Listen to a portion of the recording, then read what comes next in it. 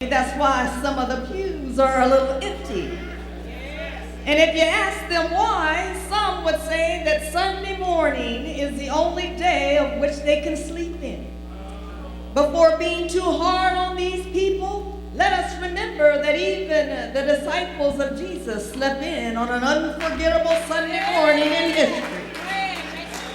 And in my opinion, this was the most important morning of all time. But why were they sleeping in? Was it because of the horrible events that had taken place on Friday? Or was it because their hopes had been dashed and their faith had been buried in the tomb of defeat? Or was it because, like some of us who have the tendency to want to sleep away our sorrows? Well, we cannot speak for those disciples who had been faithful to Jesus for several years. While we cannot understand their sleeping faith, we can thank God that Mary Magdalene was an early Sunday morning riser. And her faith is a model faith for all of us who live without answers to the perplexities of our time.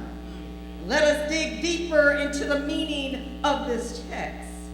John wants to say more than indicating that Mary hasn't had a very good weekend.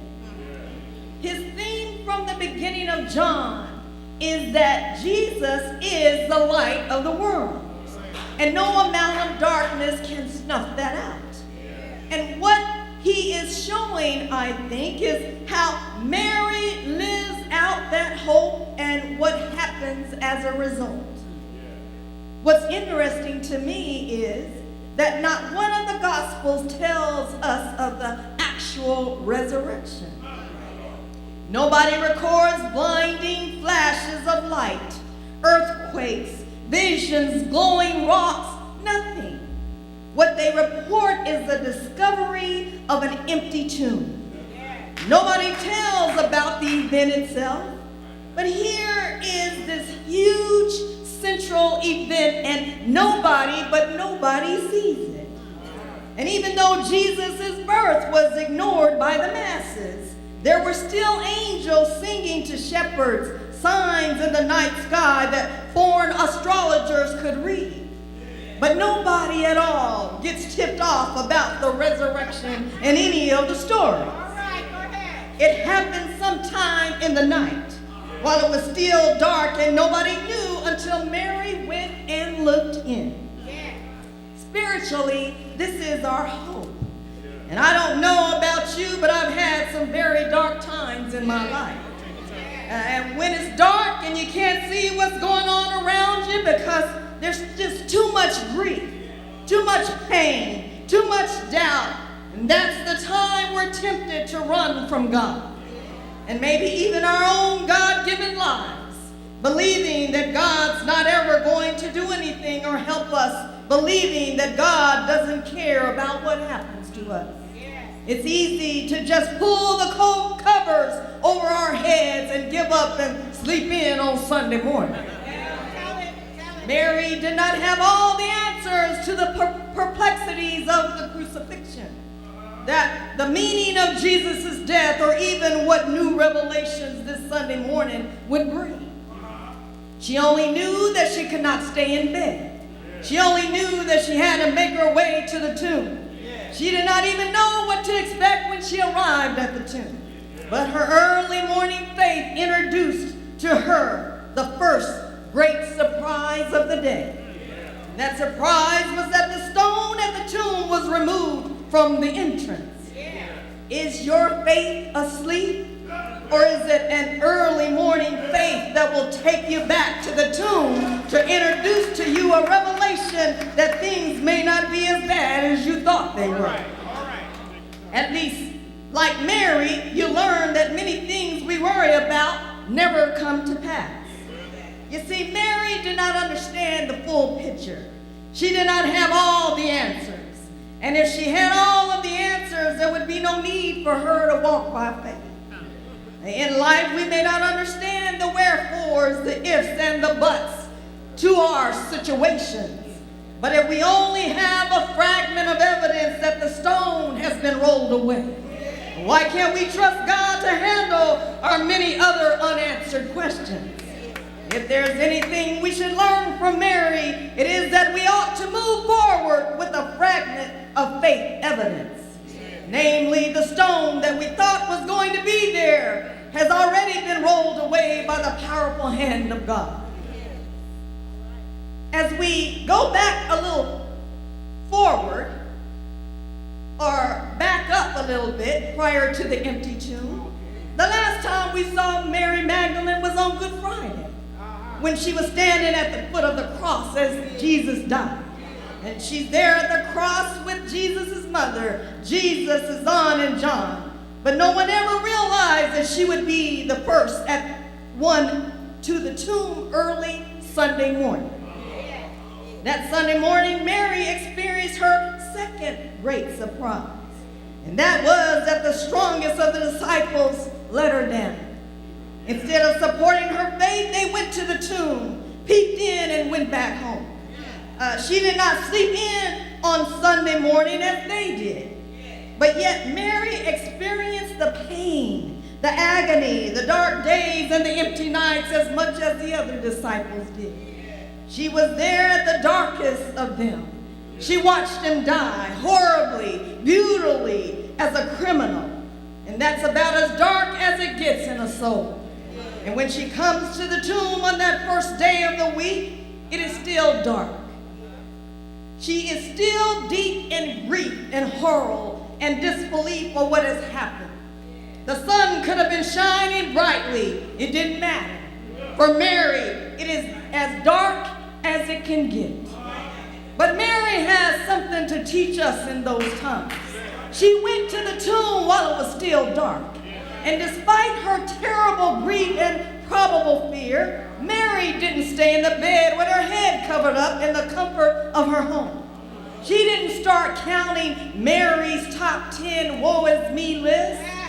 She didn't stay at home feeling sorry for herself or to have her own private pity party. Mary got up and did something. She went to the last place she knew Jesus was. And even though it was his tomb, and even though she knew he was dead, and even though she had watched the crucifixion with her own two eyes, she went to the tomb anyway. And as useless as it was, she needed to be where Jesus was to give her comfort in the dark. So when the problems in our lives go to bed with us, and when they get up with us, when they have breakfast with us, when they have lunch with us, when they have dinner with us, Mary shows us what faithfulness in the dark looks like. And when our prayers just seem to hit the ceiling and fall back down on our heads, we need to pray anyway. When reading the Bible looks like just a lot of words on a page, we need to read it anyway. When church seems to be just going through the motion with a bunch of hypocrites, we need to go anyway. We go to the tomb, the place where we last saw him while it is still dark. And as Mary faced the stone that had been rolled away from the tomb, she does not know what to make of it. Her darkness seemed to be getting darker. How much more pain can Mary endure? This new discovery wasn't in the newspapers or on the news. Nobody saw it happen, but things are different. The tomb that she expected to stink with rotting flesh has been swept clean. There's panic. What has happened here? Is something worse now adding to Mary's dark misery? Mary panicked and ran to get the two strongest disciples that she knew. There was Simon Peter, the rock, who pulled out his sword and fought for Jesus in the Garden of Gethsemane. Then there was John, the beloved disciple, who became the custodial son on Calvary. They came running and also found that the tomb was empty. The disciples did not doubt the part of Mary's story that said the tomb was empty. But what they needed to decide for themselves was, why it was empty and what it all meant. And that's the same thing that you and I must decide. We all agree that there is an empty tomb. You wouldn't be here today if you didn't believe that. But the question is, how are you going to respond to that empty tomb? How is it going to affect your life? How are you going to deal with your broken heart? How are you going to deal with your health problem? How are you going to deal with your broken family relationship? How are you going to deal with your financial problems? How are you going to deal with a bad situation on your job? Or how, for that matter, how are you going to deal with having no job at all? Are you going to act like Mary? Or are you going to act like the disciples did? The disciples were probably saying to themselves, we may as well go back home. Why should we stay around here, hanging around this cemetery?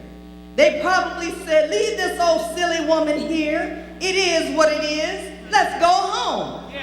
And the Bible says the disciples went back to their homes, but Mary stayed. There's still a division between Christians today. Some will say it is what it is and go back home to the status quo. Sometimes we Christians are no different than the world. We say, what's the use in struggling? What's the use in fighting for the cause? And then there are those who act like Mary and say, I don't care what it looks like. I'm going to stay here and fight. You may be afraid to stand up for what you believe in, but stay and fight anyway. Some of us live by the law of expediency. We do only what we think is required in order to get along. Some of us have lukewarm faith. Some of us have sorry faith. Some of us have weak faith. But Mary had resurrection faith. And when the facts say no, resurrection faith says yes. The beauty of Mary's early morning faith was that she refused to go back home with these trusted disciples. Again, she stuck it out. If it was worse, so be it. If they had stolen the body, she would find it. And Mary is not afraid of the dark. She is determined that she will find Jesus in it.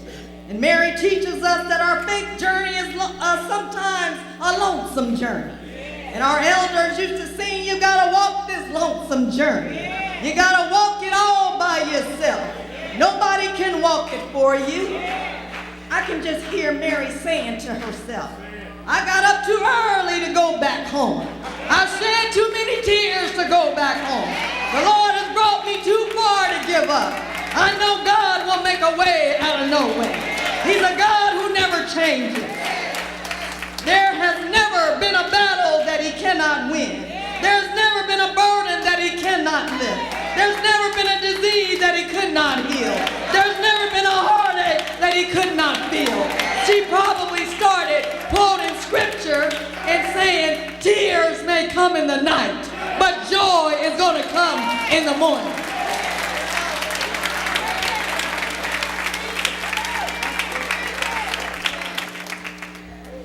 She was all by herself. So she thought. Mary took God seriously. And because Mary took God seriously, God sent 2 angels to comfort her. She turns around and there she sees Jesus standing there.